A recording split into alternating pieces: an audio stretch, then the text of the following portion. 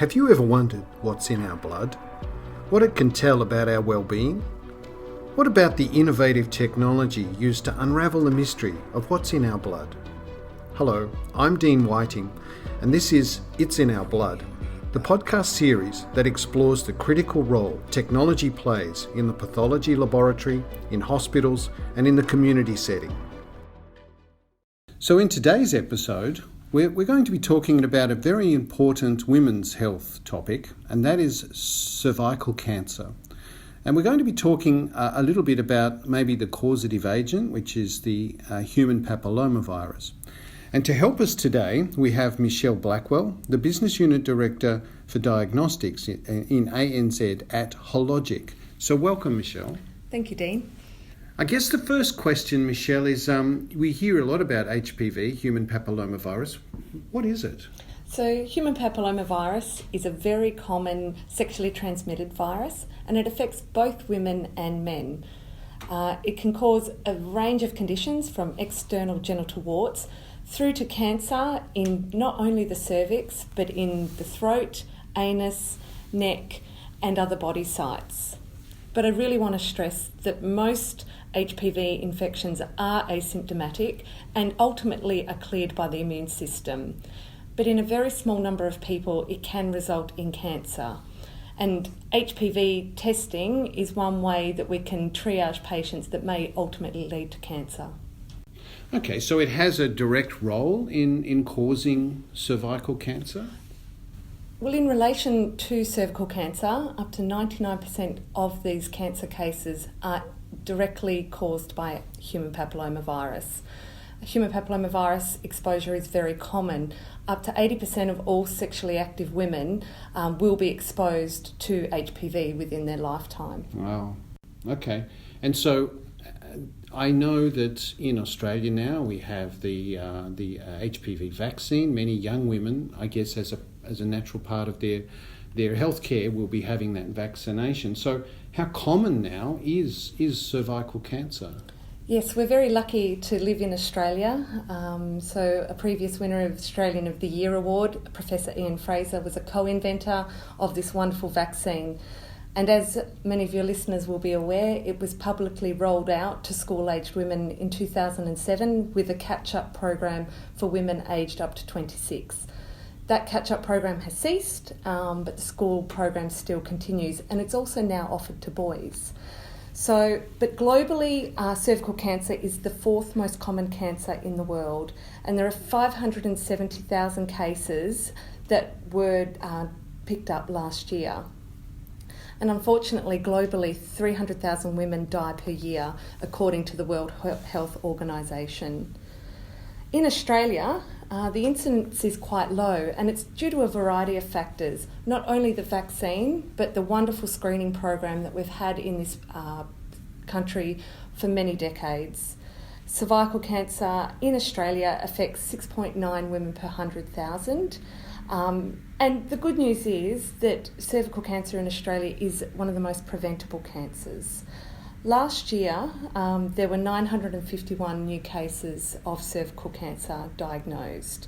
And unfortunately, of the women that die of cervical cancer, they fall within the never screened or under-screened cohort of the population. Yes, so I mean, I know my wife complained bitterly every time she needed to go for her HPV test, her pap smear. But I understand new technology, the vaccine, for example, and new technology might make that a little bit better. So how do we go ahead now and prevent cervical cancer? And maybe how does the new technology play a role in that? As I touched on before, we live in a very lucky country. So not only do we have the advent of the new technology within the vaccine realms, we also have great pathology services across Australia and the technology that each of them have on offer. So with the rollout of the vaccine in 2007, we did see, and a number of Australian studies, high quality peer-reviewed clinical papers show this, that the burden of disease has dropped in Australia. So we needed to review the way that we were previously screening, which was via the conventional pap smear, to the new way that we screen now, which is now termed the cervical screening test. I'd just like to take a moment to discuss the two different testing modalities. So the pap smear was where cells were collected from the patient and smeared onto a glass slide. They were sent to a laboratory and screened by a highly trained scientist or technician for the presence of cellular disease. With the vaccine uptake, we now move to a more sensitive-based test, which is an HPV molecular test. So for the patient, the experience is very similar, but there are some broader differences. The cells are still collected, but now are rinsed into a liquid-based cytology media by the physician and then sent to the laboratory for analysis. The first test is a human papilloma virus molecular test, and then, if positive, it is then reflexed to a liquid-based cytology test. If negative, the patient doesn't need to be screened now for 5 years. So for those people who found the pap test uncomfortable, the new cervical screening test, if you're negative, now only needs to be performed every 5 years. That's a great advantage. This podcast is brought to you by Pathology Technology Australia, the peak body representing the companies who invent, manufacture, supply and support the vital technology needed for testing those precious patient samples. Did you know that pathology tests provide vital information for about 70% of medical diagnosis and 100% of cancer diagnosis? Pathology Technology Australia, representing the companies who provide the innovative technology so critical for a high quality, affordable and accessible healthcare system. I'm also aware that Australia might be the first country to actually virtually eradicate cervical cancer. So the technology clearly is having a huge impact here if we can virtually eliminate cervical cancer. Yes, so Australia has one of the widest uptakes of the human papillomavirus vaccine, and we were one of the first countries to roll out this new cervical screening test where HPV testing is done as the primary testing point. There are other countries who do this primary HPV screening, but Australia has the widest uptake of this test, and that has afforded some data that's been collected. And at the end of last year, an Australian group published in The Lancet showing that with the powerful combination of our vaccination program coupled with our screening program, that by 2035, cervical cancer elimination is a possibility. Wow. I mean, that's really a great use of technology, in my opinion. And I guess as well as having the great patient outcomes, having to reduce to once every 5 years, something that, is clearly an uncomfortable procedure. What are the other sort of economic benefits that might come from this as well? So what we also see between moving from a 2-yearly screening program to a 5-yearly screening program, the age ranges have also shifted. Under the previous pap smear testing, it was from 18 to 69, every 2 years the women were screened, but now it's from age 25 that you commence the program and finish with an exit test between 70 and 74 years of age. So the economic benefits are that we have a lower burden of disease afforded by the vaccination program coupled with this excellent screening program, which can only be offered by the great laboratory services across Australia. So we're seeing less burden of disease and as such less treatment, which can benefit not only from an economic perspective, but also all Australians benefit from healthier Australians. Oh, and that's the whole reason why I guess the member companies from Pathology Technology Australia spend all of the time and invest in new technology, in the development and the manufacturing. And that's why I guess the technology, has such a big role in providing a high quality, affordable and accessible healthcare environment in Australia.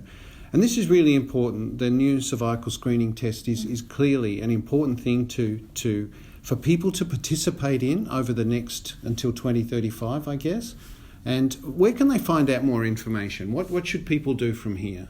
So more information can be found from healthcare providers, Australian Pathology Laboratory. There's a wealth of information on many of the government cervical cancer screening websites. We also have a great charity that's in Australia called the Australian Cervical Cancer Foundation, which have a vested interest in the eradication of cervical cancer, both locally in Australia but globally. And so the Australian Cervical Cancer Foundation can be contacted as well. Wonderful. Michelle, thank you very much. I think that's really been very illuminating for me, and I expect for others as well. So look out for more editions in the women's health area. We certainly plan to have further topics such as first trimester screening in pregnancy, in some other infectious disease-related topics for women's health. We of course won't ignore the men here, and we look forward to promoting a couple more podcasts. One on prostate cancer, for example, will be an important one that we have coming up. As a postscript to our podcast on human papillomavirus and cervical cancer, we should also note that if you are an individual symptomatic of cervical cancer, please don't wait until your 5-year screening. Please visit your healthcare professional as soon as you can. Secondly, there is also now a facility available for self-collect of samples for HPV and cervical screening. This is available where we have topics such as cultural and linguistic diversity.